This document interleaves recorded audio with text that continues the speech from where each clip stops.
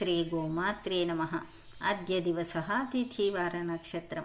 आङ्ग्लेयसंवत्सरप्रकारेण षड्विंशत्यधिकतमद्विसहस्रवर्षे फेब्रवरी मासे 18 दिनाङ्कः बुधवासरः। इदानीं सनातनपञ्चाङ्गप्रकारेण श्रीविश्ववसुनामसंवत्सरे उत्तरायणे शशिरऋतु माघमासे कृष्णपक्षे सौम्यवासरे प्रतिपत्तिथौ शतभिषा-नक्षत्रे वर्तते।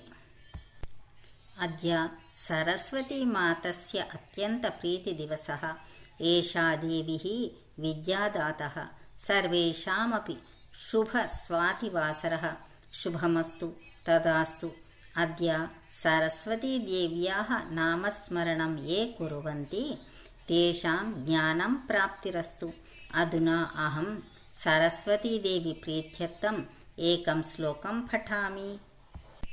स्फुरच्चन्द्रवक्त्रां लसत्पद्महस्तां सरोजनेत्रां स्फुरद्रत्नमौळीं घनश्यामावेणीं निराकारवृत्तिं भजे शारदां वासरापीठवासिनीं।